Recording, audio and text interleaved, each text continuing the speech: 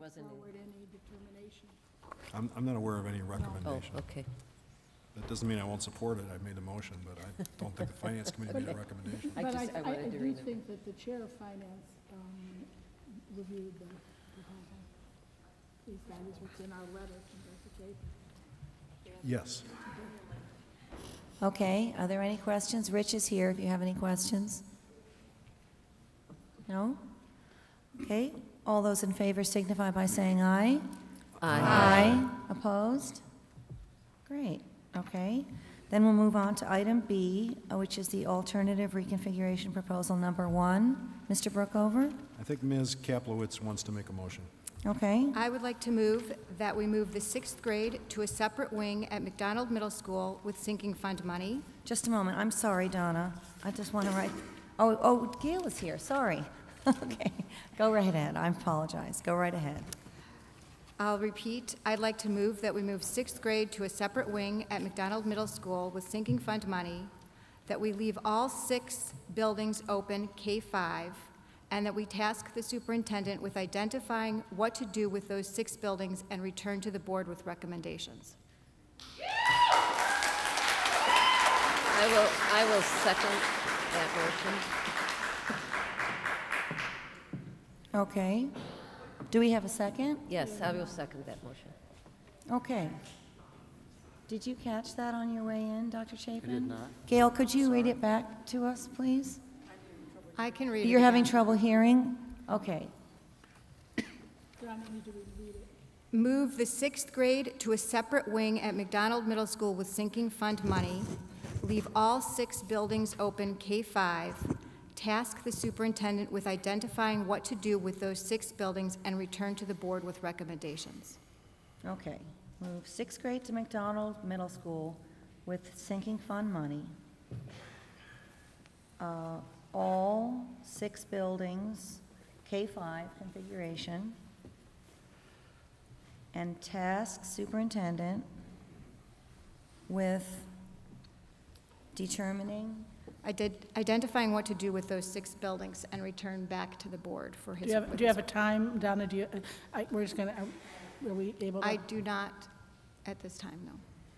And I'm assuming the intent of the motion then there would be no bond vote. We would not go out to the voters. We would not, essentially, we would then, if this passed, delete from our agenda item, the now designated item D, is it?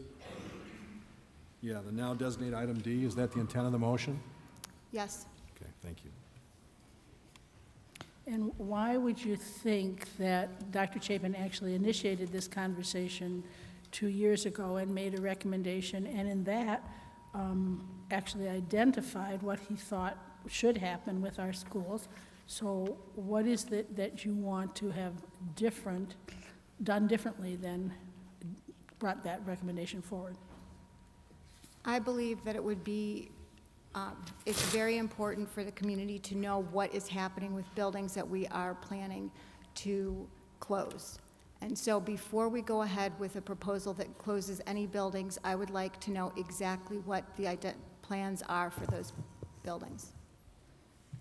exactly what the plans are for the 6 elementary buildings, the K-5 6 elementary buildings. Discussion? I could not support going to 5K 6 buildings, or 6K 6 buildings.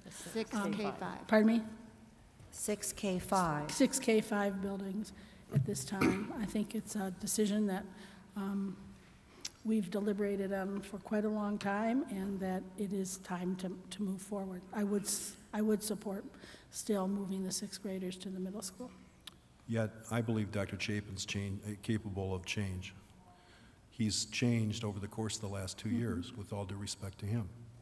The initial proposal was 4 schools, close, I believe, at that point, White Hills and Glencairn.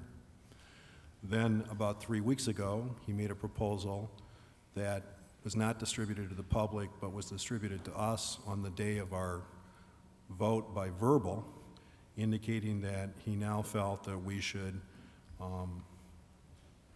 close Red Cedar. And then now we have something we received attached to our superintendent's report tonight that, in reference to the overriding motion, the main motion talks about the fact that we should change the resolution Exhibit A to delete any mention of the administrative facilities moving to Red Cedar. So like all of us, Dr. Chapin changes his perception of things based on what he hears, based on the data he receives, and everything else, which is exactly what I would want him to do. So to answer your question, why would you think he might change his recommendation? He already has. And we now have more data to support the situation, including a mass of data from the public. I shouldn't say it that way. A significant portion of data from the public indicating that, you know, they might be able to live with the elementary schools we got right now for a while. They might be willing to put up with some of the logistics problems that they have right now and have had for some period of time. They might be willing to realize that they're going to pay more for certain things, and they might be willing to take a pass on the, quote, window of opportunity, end quote, because really, is it that important that we rush to a decision about closing a school or reconfiguring things when all we're really doing is trying to get a bond vote passed in February where a small percentage of the people in East Lansing will actually be voting. So those are all things that have, all of this changes all the time. And in addition, we have a legislature now that just in the last 3 or 4 months, since this process really matured, if you want to use that terminology, that's now done changes to the rights of personnel in terms of insurance, payments, co-pays, and all those sort of things. And, you know, y'all know I'm a Democrat, but the reality is I got a funny feeling that the legislature down there is going to do some more changes like that in the next 6 months until they leave session. So people tonight, people other nights have talked about data collection. The reality is the data is changing all the time, and in fact, it's changed since we started this process 2 years ago. So, Babs, I'm not ganging up on you. It's a great question. The reality is, I think, just like all of us, Dr. Chapin has to look at all the circumstances that are around. He may end up with the same recommendation. That's true. He may. Or he may spend some more time on what are we going to do with specific choices, specific schools. He may spend time on Red Cedar. He may decide to come back in April or whenever it is that he decides it's time to come back and say, you know what, I still think we ought to close Red Cedar, but I think maybe we ought to, I've met with Luanna Simon, and I've met with the city, and we think we have an idea for what to do with Red Cedar. Tonight we sit here, and although I've tried to amend the motion from 2 weeks ago to include something about Red Cedar, the reality is we really don't know what that use is. So a lot of things change, and I'll be the first to admit, Babs, I've said all along we need to make a decision. Yes. We need to make a decision. I've said that. You know what? I'll take the heat. I've changed my mind.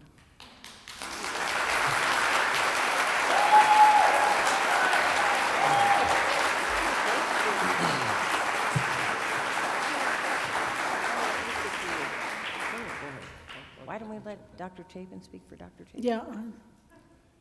Well, I'm more than happy to speak. I put myself out here in front of the community, open to criticism, open to opinion, and I understand that as part of my role as superintendent of schools. I've given the board a couple of options to think about along the way, and I appreciate what you said at the end of your comments there, George, about you would expect me to review the data that's been changing and react and make recommendations and commentary accordingly.